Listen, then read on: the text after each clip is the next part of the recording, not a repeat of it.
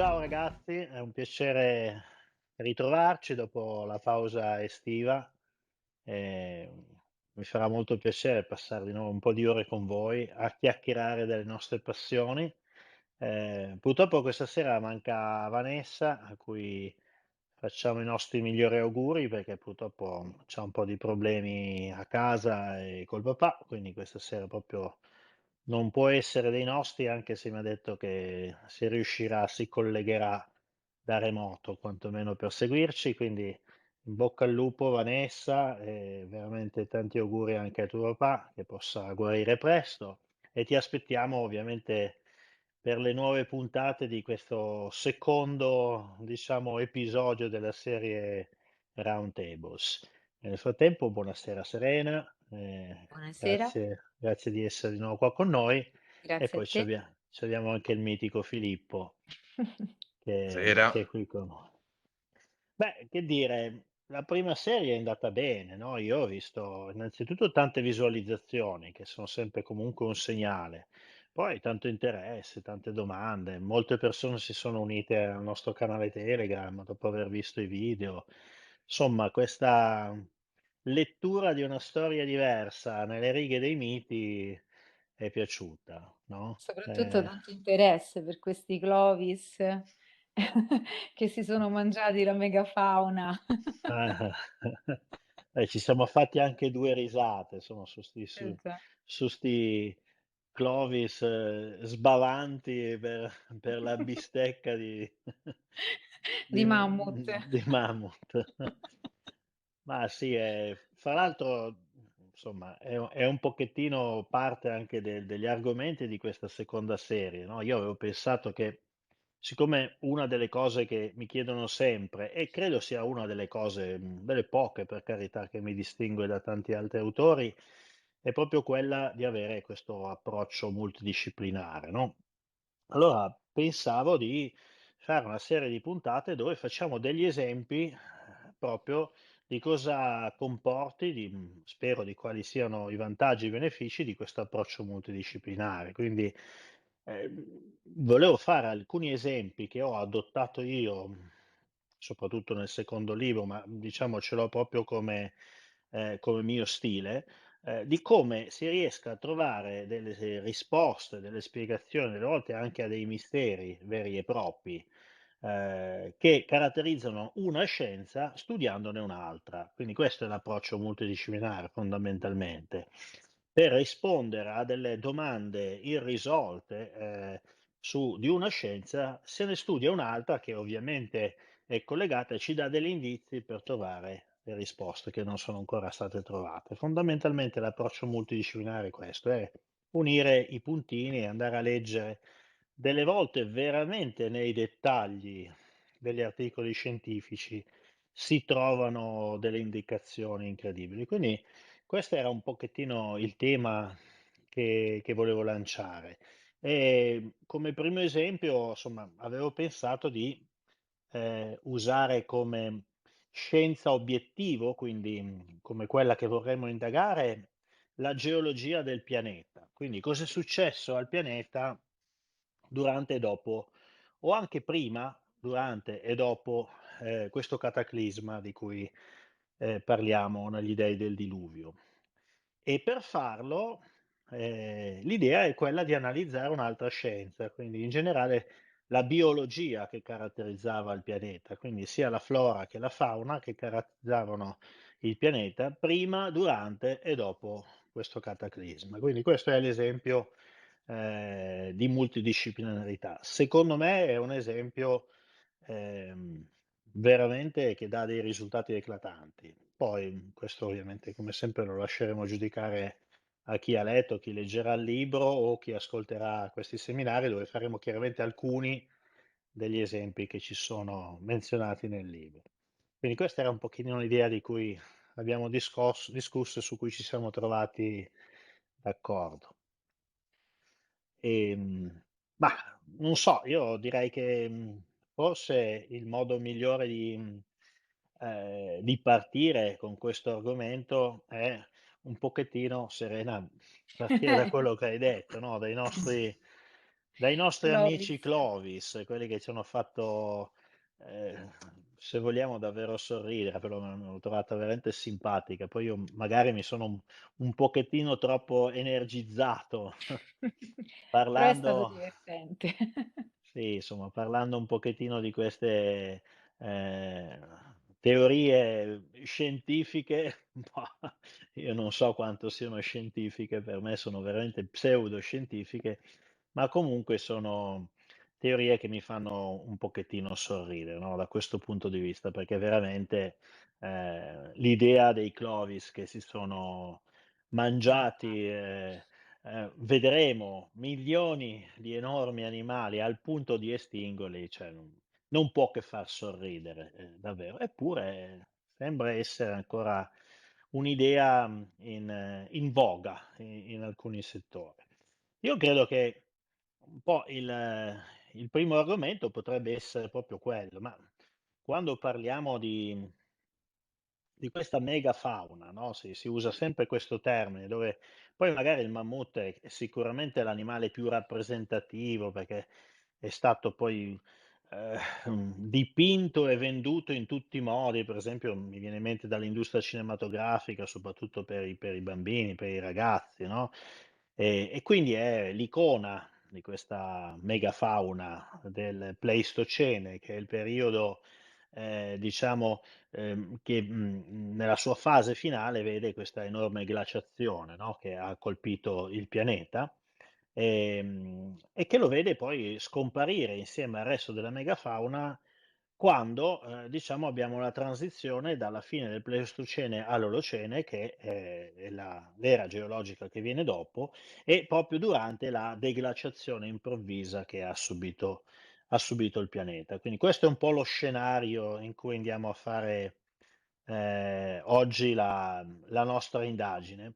E, insomma penso che possa essere interessante cominciare a guardarla questa megafauna, così ci facciamo un altro paio di risate sui nostri amici, Clovis, questi micidiali sterminatori veramente della biologia planetaria. Vi faccio alcuni esempi, degli animali che gironzolavano, diciamo, all'alba di 13.000 anni fa, sul pianeta. Questo è il primo, è la tigre dai denti a sciabola, no, adesso non mi ricordo più come si chiama quella dell'era glaciale, però, insomma ce l'avete Diego. tutti.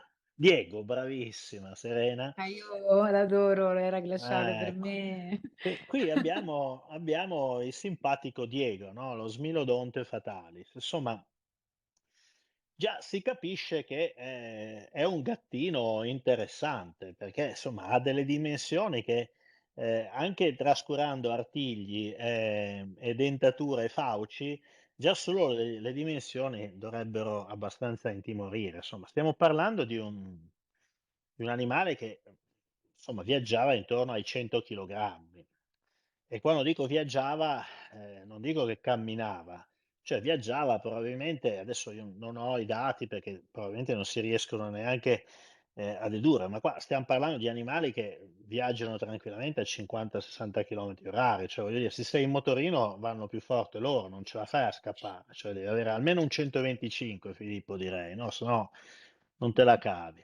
2 metri di lunghezza le zampe, cioè voi immaginatevi trovarvi di fronte a un affare del genere che vi ringhia addosso, con la bocca aperta, con questi, diciamo, con queste zanne che escono di almeno una ventina di centimetri dalla bocca, che è alto 1 metro a garrese, quindi voglio dire t'arriva all'ombelico o più, semplicemente stando giù. Se si alza in piedi, insomma, 2 metri, poi ci aggiungiamo un altro mezzo metro di zampe, insomma è alto come uno dei più alti giocatori dell'NBA, no, mezzo metro di larghezza, cioè voglio dire, qui stiam parlando veramente di una palla di cannone armata, cioè, un qualche cosa che non può che incutere terrore. Ora, la prima cosa che mi viene da dire di questo animale è che doveva essere diffusissimo sul pianeta, perché ne abbiamo trovato tantissimi, tantissime carcasse ovunque sul pianeta. Quindi c'era anche questo, di problema, cioè che, il rischio che tu appena mettevi la testa al mattino fuori dalla caverna per andarti a fare un caffè espresso sul focolare, cioè c'era il rischio che dietro il primo cespuglio ti trovassi uno Smilodonte fatalis, anch'esso volenteroso di fare colazione, no, quindi già pensare che questo animale si è estinto in tutto il pianeta a causa dei Clovis, che fra l'altro erano solo in Nord America, voglio dire, io lo trovo veramente inverosimile. Cioè, ma se voi foste un cacciatore primitivo armato di un bastone con una punta di pietra, pseudo tagliente, anche in tribù, però quando parliamo di tribù non è che parliamo di un esercito di 10.000 persone, cioè la tribù potranno essere stati 20 uomini, 10. 30 uomini, insomma una roba del genere. Cioè, ma vi verrebbe veramente la malsana idea di cacciare un affare del genere? Cioè, che voglio dire, che gioca con voi a birilli, come noi giochiamo a bowling, lui gioca con noi, perché un affare così che si muove a 40-50 all'ora, 100 chili, soltanto che vi dà una testata senza usare le fauci, cioè vi riduce a brandelli. Ecco, secondo alcuni l'abbiamo estinto perché ce lo siamo mangiato. Cioè, questo è un animale che stava ai vertici della piramide alimentare e noi stavamo ma tanti livelli sotto in quella piramide alimentare. Quindi noi eravamo le prede, non eravamo il cacciatore in questo caso. Eravamo chiaramente le prede, ma cioè, ma basta un minimo di buon senso per capirlo. Non c'è veramente bisogno di essere esperti in materia.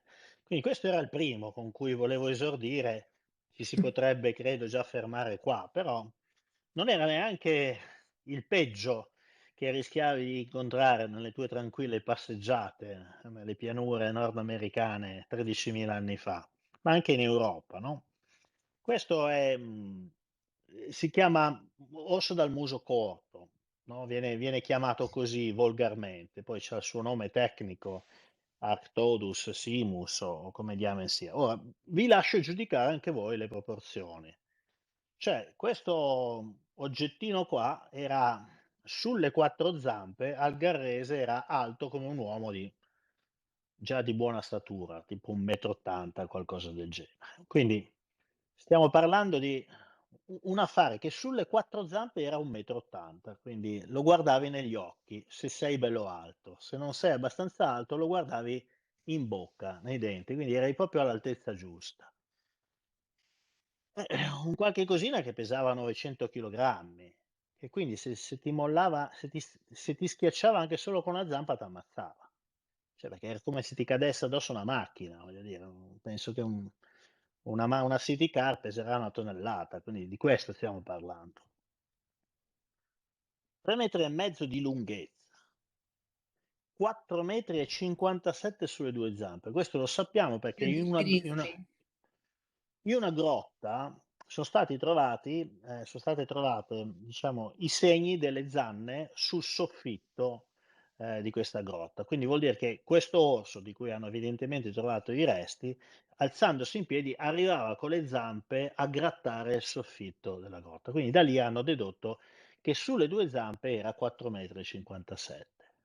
Cioè io, insomma, mi è capitato spesso di descriverlo come un affare grosso come un X5. Mi son sbagliato, è più grosso di un X5 quest'affare qua. Cioè quest'affare qua è un truck, è un minivan, cioè è un minivan killer. Tra l'altro ha delle zampe molto lunghe, per cui guardando la sua forma scheletrica se ne deduce, ed era fra l'altro anche parecchio lunghino, se ne deduce che correva velocissimo, perché ha proprio una struttura che gli permette di correre velocissimo. Quindi quest'affare qua era un killer micidiale. Ora, di nuovo, secondo chi sostiene questa teoria della famelicità dei Clovis, cioè questi signori, per qualche strano motivo, invece di cacciare dei conigli da 100 chili, si sono messi a cacciare questi orsi. Li hanno cacciati talmente tanto al punto di estinguerli.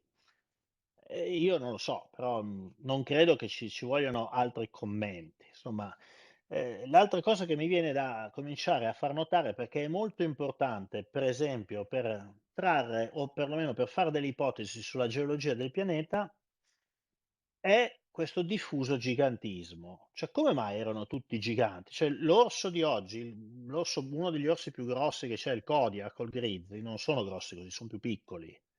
C'era un gigantismo diffuso, quindi sul pianeta, ed era un gigantismo che perdurava ormai da qualche milione di anni. Quindi c'era una caratteristica di prosperità della fauna del pianeta che la portava a essere di dimensioni notevoli, gigantesche, quantomeno rispetto ad oggi, sicuramente rispetto ad oggi. Ci sono altri animali tipo il bisonte che è sopravvissuto ma in una versione miniaturizzata, o degli alci, insomma, con un'apertura delle due corna da una parte all'altra, che parliamo di 3 metri e più di apertura, quindi stiamo parlando di un Cessna, di un deltaplano, cioè non stiamo parlando di un cervo. Dei cervi che diciamo gli passavi sotto in piedi, gli camminavi sotto e gli passavi sotto la pancia senza doverti neanche chinare. Quindi stiam parlando veramente di animali spaventosi. E poi abbiamo i nostri amici, noi genericamente diciamo mammut, in realtà qui stiamo parlando di almeno una dozzina di proboscidati che sono mastodonti, mammut di varie tipologie, più o meno grandi, però diciamo che chiamiamoli simpaticamente generalizzando mammut. Ora, questo è uno dei più grandi, chiaramente, ce n'erano anche di un pochino più piccoli, però vi faccio capire cosa si intende per un po' più piccoli. Innanzitutto, vediamolo rapportato alle dimensioni di un uomo, cioè noi siamo più o meno grandi come metà della sua proboscide, perché questa è l'idea che uno si deve fare. Qui stiamo parlando di un affare che è alto 5 metri al Garrese, cioè 5 metri è una villa a due piani, più o meno è quella la dimensione di una villa a due piani, 5 metri e mezzo più o meno, no?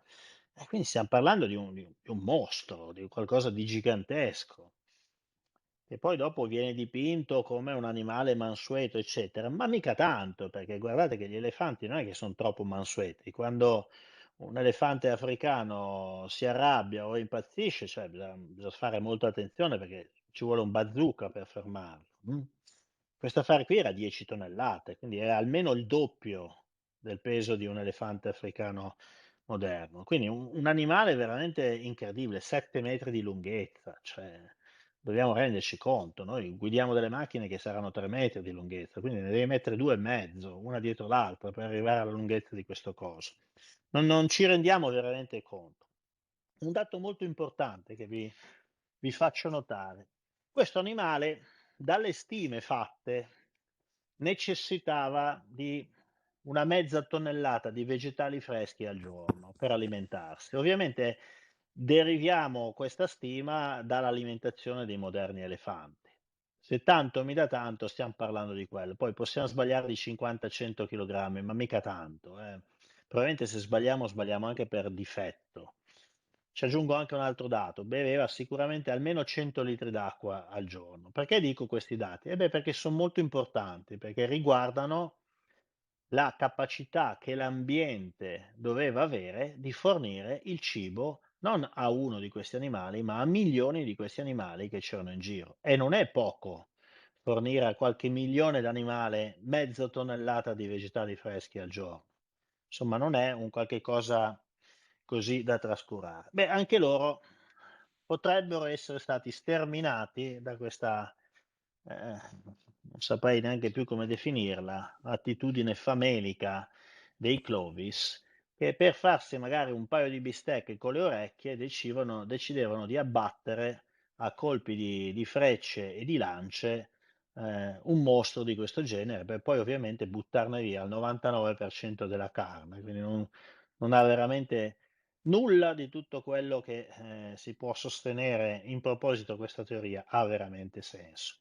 Questi sono solo chiaramente alcuni esempi, ne faccio ancora uno perché abbiamo menzionato più volte l'era glaciale, dove c'era il simpatico Sid, il bradipo, quello che rimaneva con la lingua attaccata al ghiaccio o si addormentava al mattino sull'albero e poi si ritrovava puntualmente da solo. Ecco, il simpatico Sid era simpatico sicuramente, ma non era così come è stato descritto nei film di animazione. Qui abbiamo Sid in dimensioni reali, abbiamo lo scheletro e abbiamo la ricostruzione di Sid in piedi. Quindi stiamo parlando di un bradipo che era 5 metri, 5 tonnellate, 5 metri di lunghezza, 2 metri di altezza. Quindi stiamo parlando di un autentico gigante, 1 metro e mezzo di larghezza. Magari era mansueto, così come è mansueto l'attuale Sid, ma guarda caso era gigantesco. Anche in questo caso era un animale di proporzioni, sinceramente io, insomma, non sono proprio così sicuro, che sarei stato felice di trovarmi, un simpatico Sid di queste dimensioni di fronte a me, armato di una poderosa freccia, di pietra 13.000 anni fa. Quindi questa è la megafauna che c'era 13.000 anni fa e ci dice già tantissime cose. Ci dice che ci doveva essere un ambiente estremamente florido, estremamente prosperoso, perché altrimenti chiaramente non si sarebbero sviluppati nei milioni di anni degli animali così giganteschi. Lo vediamo per esempio con quelle che sono tipicamente le versioni isolane di animali continentali che tipicamente sono più piccoli. Perché? Perché l'isola normalmente ha meno risorse da offrire rispetto al continente, quindi l'animale si adatta e si rimpicciolisce. Per esempio, gli ultimi mammut che sono sopravvissuti alla catastrofe furono trovati, non è che furono trovati, abbiamo trovato i resti su un paio di isole molto a nord nel mare Artico e si calcola che vissero fino a circa 4.000-5.000 anni avanti Cristo, quindi sono sopravvissuti al grande cataclisma, ma erano molto più piccoli, si erano miniaturizzati per, diciamo, adattarsi a vivere sulle isole e poi dopo comunque anche lì non sono riusciti a sopravvivere, si sono estinti. Quindi questi sono dei primi dati che ci danno un'idea. L'altro dato che invece vi volevo condividere, sempre in quest'ottica dei Clovis, è che ce n'erano tanti di questi animali, cioè non erano solo giganti, ma ce n'erano pochi. Ce n'erano veramente tantissimi, cioè io vi porto alcune citazioni di studiosi, spesso dei secoli precedenti, che trovate poi dopo citati nel libro con tutti i riferimenti. L'intero emisfero boreale, in particolare il Nord America, fosse un paradiso per i grandi mammiferi terrestri. E in quei territori si aggirasse circa il 50% di tutti gli animali più grandi di 32 kg e di tutte le specie sopra i 1000 kg. Quindi nelle pianure del Nord America, piuttosto che nell'Europa, piuttosto che nella Siberia, nell'Asia, si trovavano milioni di questi animali, a milioni di questi animali. Poi, improvvisamente, nel giro di un battito di ciglia geologico, il 75% di tutti questi mega mammiferi che vivevano sulla Terra durante l'era glaciale scomparve. Quindi questo è Quindi un non altro. erano stati Clovis, assolutamente, non possono far sparire milioni di specie. Eh beh, insomma, È assurdo anche pensarlo. sarebbe veramente assurdo anche solo poterla pensare una cosa del genere. Però questo ci dice, ci dà già un altro dato su quello che è successo. Qualunque cosa sia successa, deve essere necessariamente un qualcosa di cataclismico, perché qua ci sono due dati. Uno ha colpito tutto il pianeta, perché sono spariti da tutte le parti. E due, ha fatto sparire milioni di giganteschi animali di specie diverse fra di loro nell'arco di pochissimi anni, nell'arco di un battito di ciglia geologico. Vedremo più avanti che alcuni di questi articoli, e poi quelli moderni sono ancora più precisi, si parla dell'arco di un secolo, ma in molti casi ci si spinge a parlare anche di un decennio. Quindi deve essere stato qualcosa per forza di cataclismico, perché per impattare tutto il pianeta così rapidamente e per avere un effetto così micidiale, deve essere stato qualcosa di cataclismico. La prima Ascolta, conclusione. dimmi Max, se. scusami, avevo una domanda da farti. Hai appena detto, che comunque questa megafauna doveva avere un ambiente circostante, altrettanto mega da poterli sostenere tutti, quindi con il cibo, la vegetazione, la frutta, gli alberi, quant'altro. E quindi noi siamo sempre cresciuti immaginando tipo il mammut, con i cartoni e tutto il resto che vivevano nell'era glaciale, quindi nei ghiacci, nella neve o comunque limitrofo a queste zone. E invece è tutto il contrario. Allora, di conseguenza, per era glaciale, che cosa si intende? Perché uno magari pensa che l'era glaciale, erroneamente tutto il mondo era ghiacciato. Non è così. C'erano delle zone che erano temperate per forza. E vedi, questa è una delle immediate, logicissime conclusioni che si possono trarre sulla, diciamo, in questo caso, paleoclimatologia del pianeta, studiando, diciamo, la megafauna, no? È abbastanza evidente che se c'erano milioni di animali che mangiavano mezza tonnellata di vegetali freschi tutti i giorni, pensare al pianeta come a una palla di neve, come un fiocco di neve tutto ghiacciato, è un'emerita stupidaggine, perché non sarebbe possibile. Quindi sicuramente c'erano delle zone ghiacciate, nel senso proprio che c'erano delle calotte glaciali che avevano uno spessore anche di qualche chilometro e coprivano un'area estesissima, tutto il nord degli Stati Uniti d'America e il nord del Canada era sotto una calotta di ghiaccio, insomma, che nei punti più spessi era tranquillamente anche 3 chilometri, così come buona parte dell'Europa nord-occidentale era sotto una calotta di ghiaccio, anche se meno spessa. Però è anche evidente che c'erano altre zone, per esempio guardando, al continente nordamericano, subito a sud di questa calotta glaciale c'erano degli ambienti estremamente favorevoli dove scorrazzavano milioni di questi animali che si cibavano di quantità inusitate di vegetali. Quindi è evidente che non poteva esserci un'era glaciale, ma neanche un clima troppo rigido in quelle zone, perché sennò, insomma, sappiamo che se il clima è rigido, non dico che non c'è vegetazione, ma di sicuro la vegetazione non è rigogliosa, cioè non Però oggi crescono. non è così. Ai giorni nostri quelle zone non hanno quel tipo di temperatura, quindi deve essere successo qualcosa che ha cambiato questo. E vedi che quindi con delle banalissime considerazioni di logica proprio comune si arriva già a ipotizzare qualche cosa di significativo. È abbastanza evidente che se tu guardi le zone dove vivevano questi animali e prosperavano prima di 13.000 anni fa e quindi ci avevano da mangiare e quindi il clima, l'ambiente era favorevole, se oggi quelle stesse zone hanno un clima che è un ambiente che assolutamente non è favorevole, è abbastanza evidente che qualcosa di geologico pesante è successo al pianeta in quelle zone. Ma è una conclusione che veramente non ha bisogno di troppe spiegazioni, è solo una piccola regola di buon senso. Tra l'altro, insomma, c'è un'altra cosa che si può dire: le grandi estinzioni di massa, non è che non sono mai provocate, anche quella per esempio di 65 milioni di anni fa, dovuta all'impatto del mega asteroide alla penisola dello Yucatan. Non sono mai delle estinzioni da impatto diretto, cioè non è che c'è stata l'estinzione per la botta dell'asteroide.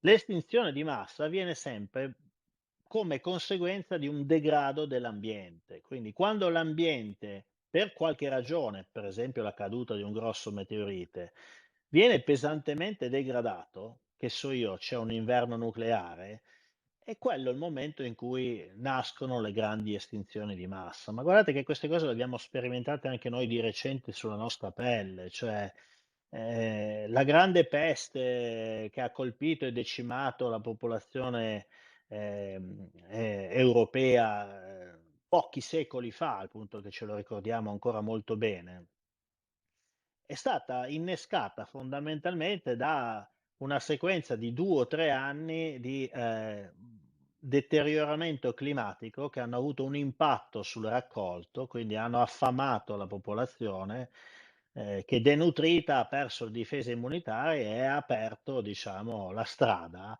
al diffondersi di epidemie. Tanto è vero che la peste è stata quella che ha dato il colpo finale, ma vi furono in quel periodo epidemie di un po' di tutto, no, di qualunque cosa. Qui quindi l'estinzione di questi animali improvvisa, eccetera, va legata, indubbiamente a un deterioramento dell'ambiente dove vivevano. È un deterioramento che però è un deterioramento dell'ambiente globale, perché sono spariti praticamente ovunque. Quindi l'ambiente, la biosfera del pianeta è stata degradata. Quindi quando noi andiamo a cercare cosa è successo, dobbiamo cercare qualcosa in grado di cambiare radicalmente la biosfera e la geologia e il clima di un pianeta intero e nell'arco di pochi anni. E mi dispiace, ma non ci sono troppe alternative, cioè perché ci vuole una quantità di energia tale, in questo caso energia distruttiva, per generare una cosa del genere che fondamentalmente non esistono fonti terrestri in grado di farlo. Bisogna per forza guardare per aria. Soltanto uno Zontemok ha la forza di fare queste cose. E quindi, come vedi, siamo già arrivati alla conclusione, abbiamo visto un paio di slide, ma ve ne faccio vedere delle altre. Guardate, questa è, trovo veramente bellissima. Se aveste calpestato la valle dello Yukon, quindi siamo in Alaska, giusto per toccare il punto che hai detto tu, siamo in Alaska, quindi l'Alaska oggi è un territorio freddo, Inospitale. no? Quando vedete quelle serie televisive che fanno vedere con i cercatori d'oro dello Yukon o questa gente che insomma fa il campeggio estremo di 2 o 3 notti nelle foreste dell'Alaska, insomma, stiamo parlando di un ambiente estremamente inospitale o le terrazze del Mississippi in quei tempi avreste visto ogni tipo di mandrie di mammut, cavalli, cammelli e bisonti di molte varietà. Mezza dozzina di razze di mammut fiorirono durante il periodo e altrettante specie di bisonti. In tutta questa moltitudine di animali erano presenti anche i carnivori. Quindi chiaramente dove ci sono grande abbondanza di erbivori, poi dopo sopra nella piramide alimentare ci sono i carnivori, quelli che i Clovis furbamente han detto invece di ammazzare gli erbivori, andiamo a ammazzare i carnivori perché siamo veramente tosti. C'era la Ma grande tanto tigre. sono morti anche loro i Clovis, perché se sono estinti milioni di specie, non è che loro sono sopravvissuti da quello che risulta, E ci insomma. arriviamo anche lì, che è veramente la ciliegina sulla torta, no? Che poi alla fine sono spariti pure i cacciatori. C'era il Metalupo è quello di Games of Thrones, no? Un lupetto che al confronto oggi avrebbe fatto vergognare il moderno lupo grigio. L'orso delle caverne del Pleistocene era grande almeno quanto un moderno Kodiak, e quindi già in queste descrizioni capiamo di cosa stiamo parlando. Il solo numero di mammut esistenti nel tardo Pleistocene è stato stimato tra i 5 e i 12 milioni. In alcuni casi le stime arrivano a 20 milioni.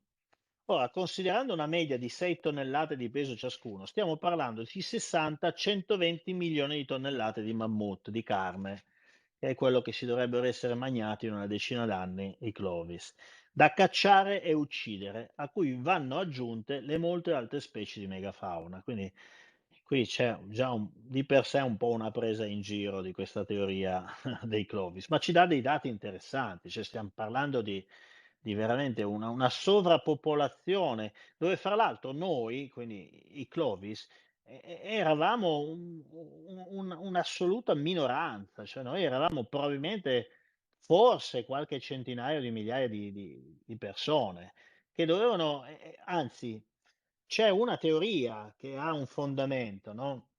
Perché la popolazione poi mondiale, dopo questo grande cataclisma, nell'arco di 10.000 anni è esplosa arrivando a 8 miliardi, mentre per 200-300 mila anni siamo rimasti veramente dei piccoli sparuti gruppi.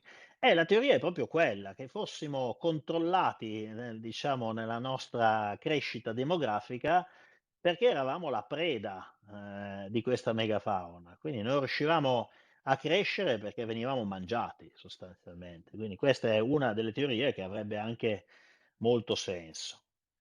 Ora, è interessante cominciare a analizzare proprio le tracce che hanno lasciato, questi animali spariti di colpo. Per esempio, questo è un articolo che analizza, tutta una serie di siti sparsi in tutto il Nord America, per Nord America non intendo Stati Uniti, proprio nord del continente americano.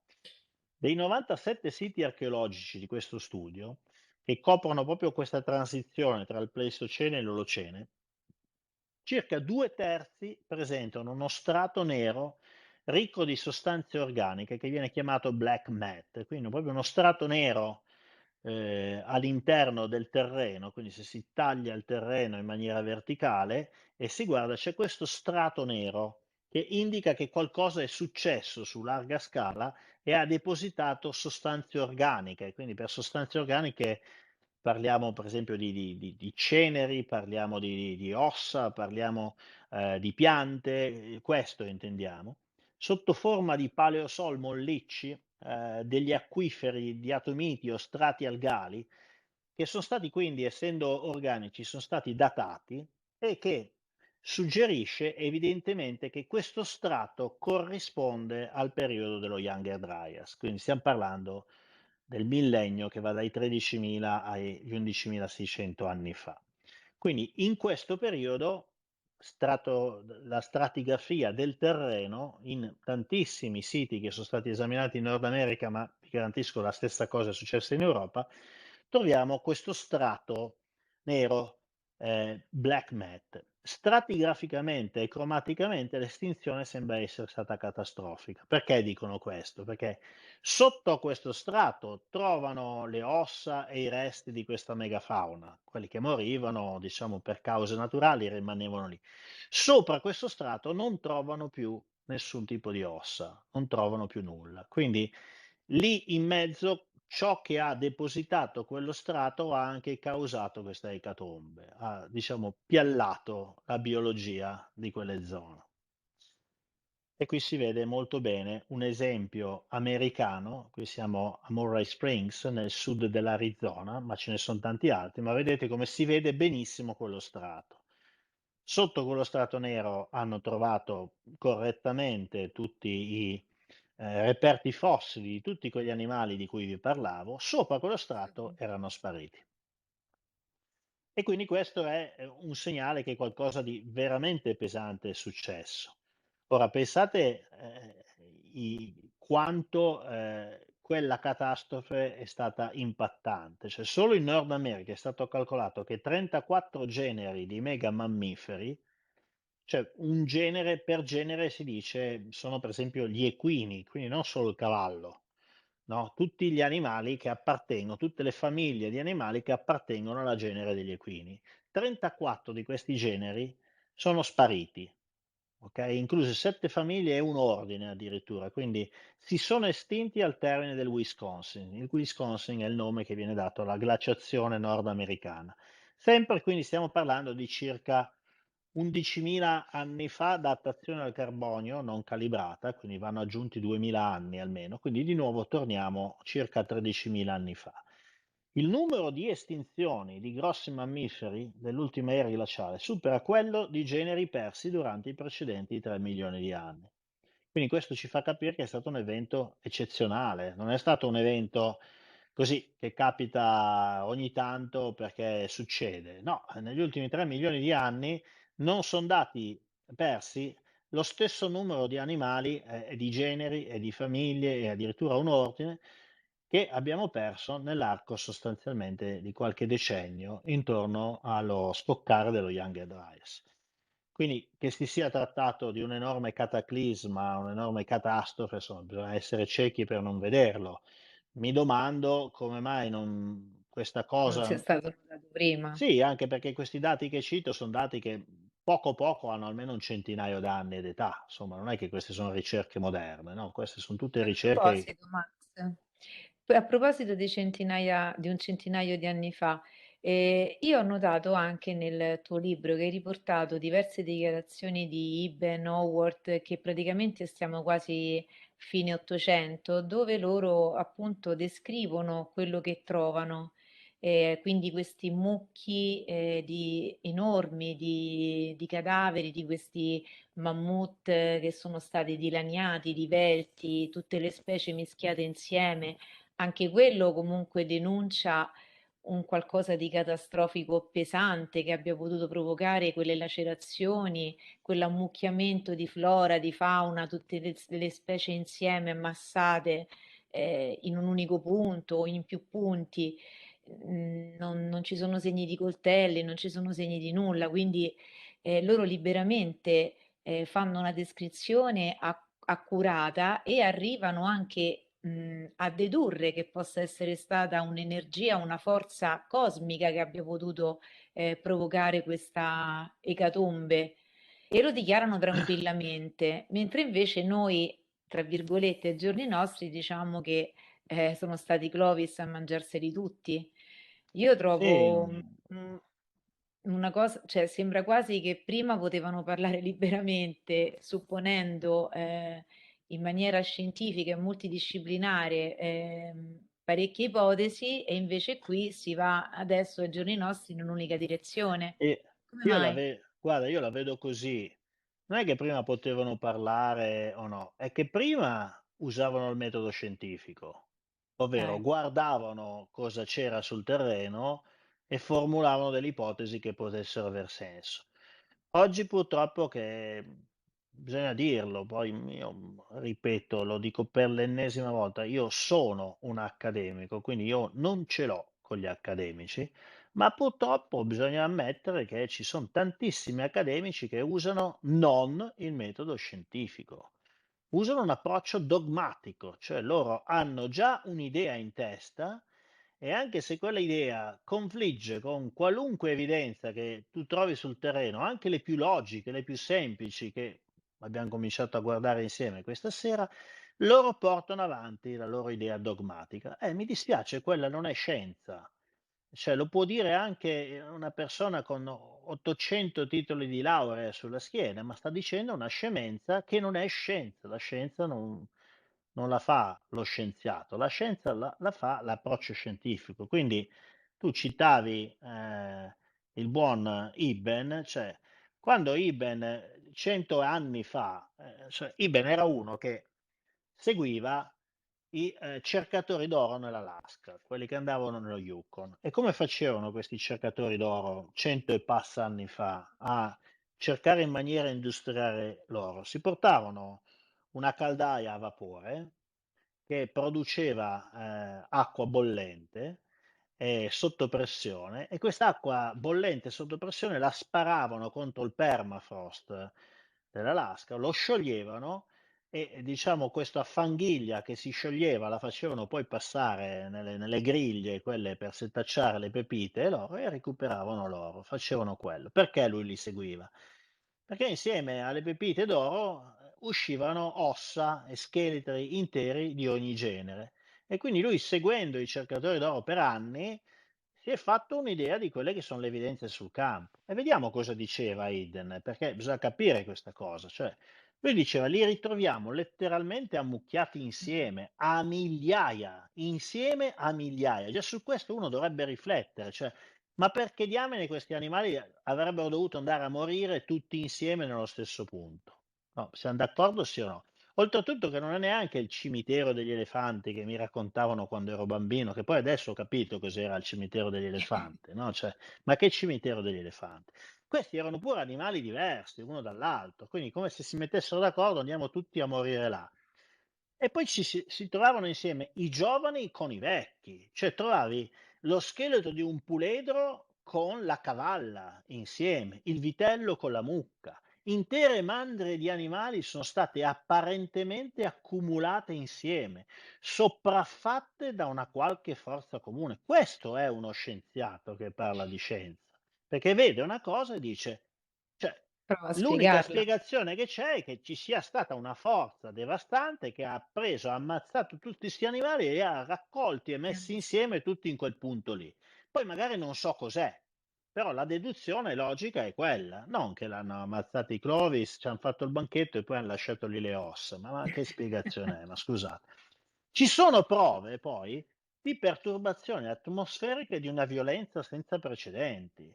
Cioè, perché poi dopo questo si è fatto qualche domanda, no? Dice, ma cosa potrebbe essere che li ha ridotti così, li ha accumulati? E evidentemente ha trovato prove, per esempio, se c'è stata un'alluvione in quel punto lì, cioè se queste carcasse sono state portate lì da un'alluvione, lo capisci, perché lo vedi che ci sono i sedimenti accumulati da acque, diciamo, tempestose, no, che si sono mosse, trascinando tutto quello che trovavano sul loro percorso, no, poi immaginiamo un fiume in piena, porta via tutto, porta via le case, porta via qualunque cosa.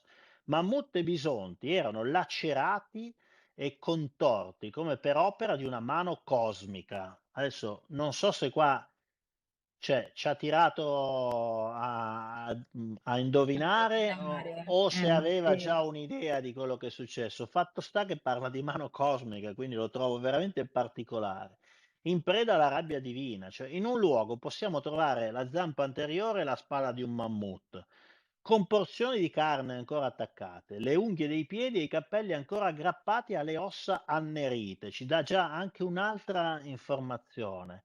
Cioè, le ossa annerite, forse qua parla di incendi o semplicemente del colore delle ossa dopo qualche migliaio di anni, non lo so, però ci dà l'idea che questi animali non erano stati ammazzati, erano stati strappati, lacerati da un'enorme forza che lui evidentemente attribuisce a delle perturbazioni atmosferiche, ma a questo punto bisognerebbe capire che cosa ha provocato una perturbazione atmosferica che ti prende un mammut da 10 tonnellate e te lo strappa come se fosse un foglio di carta.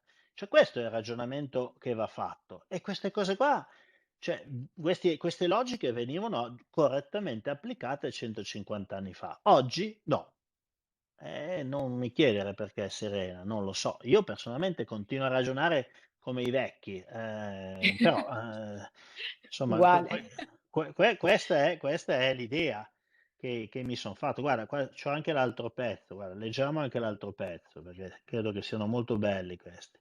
Cioè, vicino c'è il collo e il cranio di un bisonte, con le vertebre che si aggrappano insieme a tendini e legamenti e la copertura chetinosa delle corna intatta. Non c'è traccia di un coltello o di un attrezzo da taglio. Non c'è traccia di un coltello o di un attrezzo da taglio. Gli animali erano semplicemente lacerati in pezzi e sparpagliati nel paesaggio. Cioè, quale più bella descrizione dell'evidenza scientifica che si parava di fronte ai suoi occhi? Come fossero fatti di paglia e spago, credo che proprio renda proprio l'idea, no? Anche se alcuni di essi pesavano diverse tonnellate.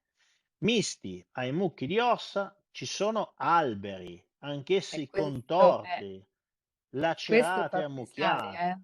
Questo è Cioè, pesante, perché comunque sradicare un albero eh, e poi ipotizzando di quelle dimensioni, perché si parla di megafauna, non è che lo sradica il venticello, inoltre ammucchiati tutti insieme, come se ci fosse stato veramente un vento immane, un qualcosa che li ha eh, scaraventati tutti insieme, ammucchiati in un angolo. Quindi, insomma, chiunque legga un resoconto come questo di Frank Ibben, che credo che sia del finire del 1800, cioè, come fa a venirgli in mente di fare l'ipotesi dei Clovis che cacciano? Cioè, cosa hanno fatto? Hanno tirato giù anche gli alberi, perché erano talmente arrabbiati che hanno tirato giù anche gli alberi, ma neanche Obelix e Asterix, cioè, facevano queste cose. Cioè, tra l'altro poi ci dice ancora un'altra roba, il tutto venne coperto con un fine limo organico.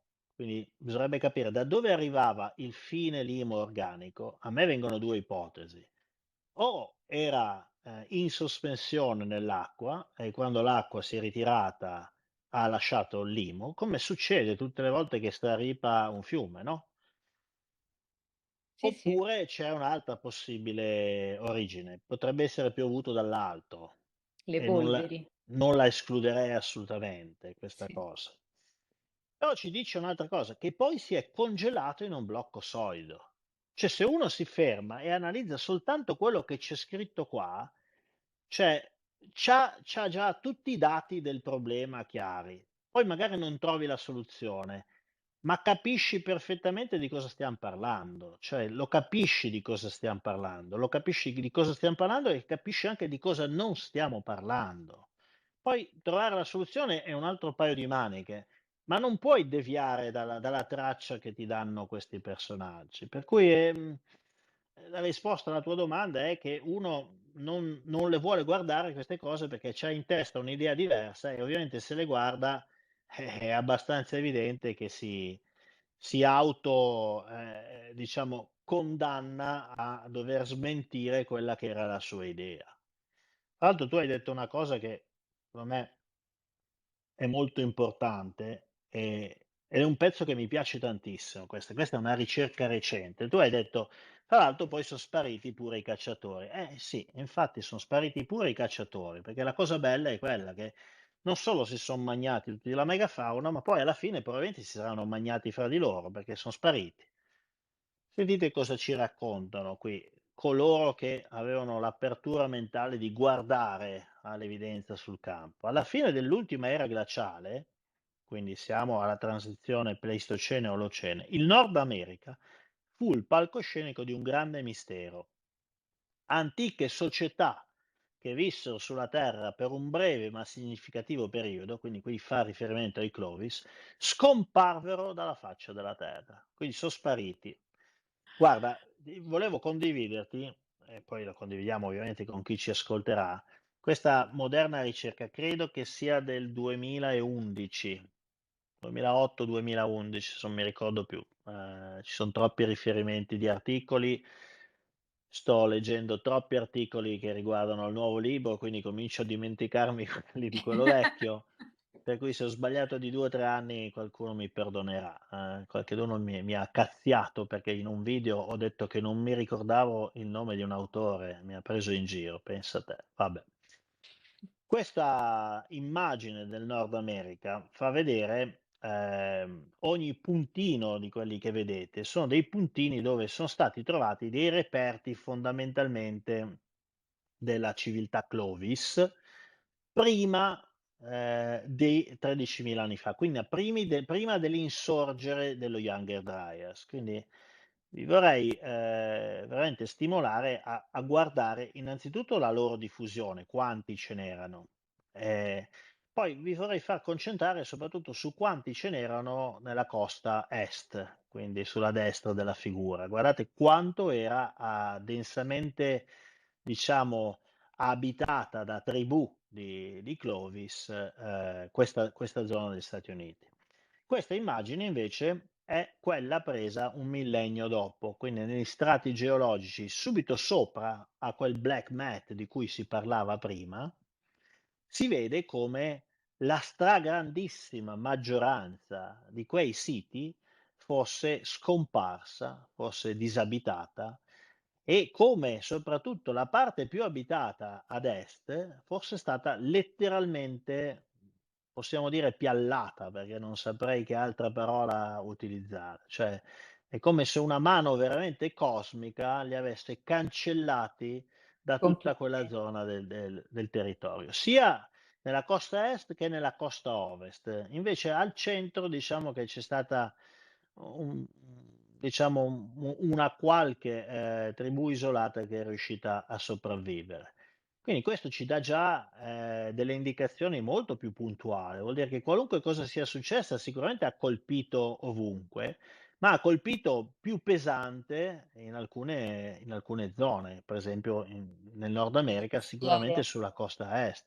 Sì, E infatti poi dopo nelle idee del diluvio abbiamo analizzato nel dettaglio e ricostruito nel dettaglio cosa in particolare ha colpito la costa est e cosa in particolare ha colpito per esempio quelle zone che vediamo, per esempio qui, no, questa è la zona delle Scablands, che, che sono, al confine tra il Canada moderno e gli Stati Uniti, nello stato di Washington. Quindi vedete come analizzando un tipo di disciplina di scienza, la megafauna, in questo caso perché l'uomo è parte della megafauna, si capisce sempre di più, si hanno sempre più dettagli su quello che è successo alla geologia del pianeta. Ma adesso vi faccio vedere poi anche un'altra cosa interessante, questo l'abbiamo già visto prima. Vi faccio vedere questo studio che è molto recente e qui si usa un'altra disciplina che è la genetica. Questo studio, secondo me, rivela tra le sue pieghe, tra i suoi dettagli, qualcosa che personalmente trovo eclatante. Provo a condividere il ragionamento che ho fatto con voi, no? Che in parte è un ragionamento che ho fatto io, in parte è un ragionamento che ha fatto un altro ricercatore alternativo che si chiama Antonio Zamora, che io seguo, che ha sempre delle brillanti intuizioni, che ha segnalato questo articolo. Quindi, diciamo, il credito va ad Antonio Zamora, io poi vi aggiungo qualche dettaglio in più, su mie riflessioni che secondo me ci danno un'idea veramente interessante e alternativa. Allora, cosa è stato fatto? È stato preso, diciamo, è stato fatto uno studio sulla linea maschile, quindi uno studio genetico sul cromosoma Y, quindi quello tipico, quello diciamo che si trasmette per sesso maschile. Ed è stato fatto uno studio sulla differenziazione del cromosoma Y nell'arco degli ultimi millenni. Quindi, tanto più diciamo la popolazione è numerosa e tanto più questi cromosomi si mischiano fra di loro e si trova una differenziazione. Quando c'è poca differenziazione è segno che c'è un collo di bottiglia, quindi che si è rimasti in pochi. Ora, vedete il grafico diviso per regioni di questo livello di differenziazione e quindi della stima equivalente del numero di maschi in questo caso, perché essendo sul cromosoma Y non possiamo generalizzare. Possiamo dire che i maschi hanno subito un'evoluzione dal punto di vista numerico nelle varie regioni del pianeta di questo genere. Ora, cosa si nota? Beh, si nota innanzitutto che prima di 50.000 anni fa eravamo pochi, no? Dopo abbiamo cominciato a crescere notevolmente di numero un po' ovunque, ok? In alcune zone di più, in alcune zone un pochino di meno. Ma al di là di questo, il dato interessante è quello che a seguito dello Younger Dryas c'è stato un collo di bottiglia, un autentico tracollo della popolazione maschile planetaria in ogni zona del pianeta. Lo vedete molto bene qua, no? Credo che il grafico si interpreti molto da solo. Vedete, qui è accaduto, questo è lo Younger Dryas, quindi qui abbiamo gli anni, ok? Mh-mh. Qui siamo allo Younger Dryas 13.000 anni fa, subito dopo, quindi mh, intorno a 10, 9.000, 8.000 anni prima di Cristo, sostanzialmente c'è stato un tracollo, quindi la popolazione maschile è arrivata a un livello molto basso, minimo, ed è successo in tutto il mondo. Ora, questo è un dato molto interessante perché fra l'altro fa di nuovo venire in mente l'estinzione della megafauna, no? Cioè, voglio dire, sembra che confermi che siamo spariti anche noi, quindi non solo sono sparite le tracce dei Clovis, ma in tutto il pianeta sembra che quantomeno i maschi siano stati pesantemente colpiti. Ora, la roba fantastica di un articolo di questo genere, che è bellissimo secondo me, perché è un'indagine meravigliosa all'interno dei misteri della genetica, la conclusione di questi studiosi è che questo è successo perché devono essere mutate le abitudini sessuali dei maschi che li hanno portati a un tasso di riproduzione più basso. Ora io non so, ma perdonatemi, ma come si può essere autori di un articolo così brillante e chiuderlo con una scemenza così devastante? Cioè, innanzitutto la prima domanda è, cioè, ma mi state dicendo che in tutto il pianeta 8-9 mila anni fa si sono messi d'accordo i maschi per fare attuare uno sciopero del sesso che ha portato la popolazione sull'orlo dell'estinzione? Perché questo è quello che ti stanno dicendo. Cioè, ma di cosa stiamo parlando? Ma di quali stupidaggini stiamo parlando? Veramente assurdo. Eppure questa è la conclusione che trovate scritta in questo articolo scientifico. La citazione ce l'avete negli Dei del Diluvio, quindi potete andarlo a cercare. Sì, sì, ce l'ho qui. La cosa molto bella è che poi hanno tracciato la ripresa, quindi la crescita, della popolazione maschile nelle varie zone dopo questo collo di bottiglia che ha colpito un po' tutti. Ed è qui, è in questi dettagli che si capisce che qualcosa di veramente eclatante e fantastico, che fra l'altro ha anche a vedere col terzo libro che sto scrivendo, Aztlan, è successo al pianeta. Ora, vi faccio